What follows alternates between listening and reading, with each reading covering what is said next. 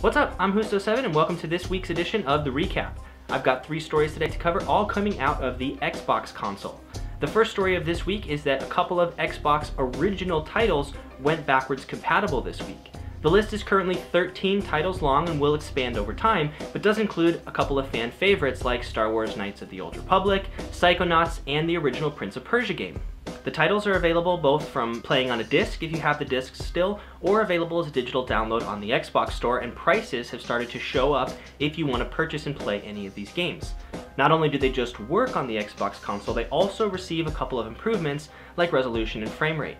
Definitely a cool thing if you've got some of those OG Xbox games lying around that you want to play some more. This week we got our official confirmation from Microsoft that Xbox One X will not ship with the Kinect, which was kind of one of the nails in the coffin for it, and there will be no more production of any Kinect sensors. You can still buy some. They're available in stores and on Amazon if you want to have one, but they're going to become more limited over time because production has officially stopped. It's kind of safe to declare the Kinect at this point sort of dead for the Xbox. A lot of the technology will still be used in future things like the HoloLens, or even in other applications that Microsoft leases that technology to, but as far as using the Kinect on the Xbox, it seems like that's not going to happen anymore. It's actually not really surprising because with recent updates you can actually activate Cortana through your headset.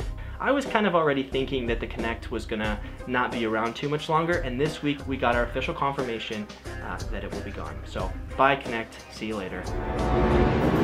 Our final story of the week is about the Xbox One X bundles, which are starting to come out. We've known from pre-orders that have gone up on the page that the console was going to cost $499 and that the estimated ship-out date was around November 30th.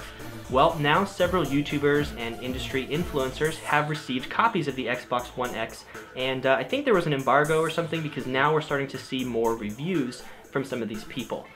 The ones that I've been seeing on Twitter have been pretty positive, which is definitely a cool thing to see. And another interesting thing to note is that there has been a list of about a dozen or so games that all say Xbox One Enhanced. It'll say that on the game as well as on the Xbox website, and all of those games can take advantage of the Xbox One X features like HDR, higher resolution, better frame rate. One noticeable game that wasn't on there though was Call of Duty World War II, which was leaving a lot of people to speculate whether or not Call of Duty World War II was going to have that Xbox One enhancements and if it was going to run and play better on the new console. Well, this week we got an update to the website and a final confirmation that the Xbox One X will have the enhanced features for Call of Duty World War II. So if that's a game you're thinking about picking up, you should be able to take full advantage and play it in its beautiful 4K on the Xbox One X. Now, there also has been no sort of confirmation of any bundles with that game and the console yet, but I really think that we'll get more of those, especially around Black Friday, and I recommend that if that's a game you're thinking about picking up, stay tuned for that because I'm sure that it'll be a game that will be bundled or will be popular with the new console, especially around Black Friday. The only thing that's a bummer about that is that the game launches in a few days, meaning that if you pick up the game now and want to pick up the console later, you'll have to figure out what you're going to do about that unless you just wait to bundle them together, which is probably what I'll be doing.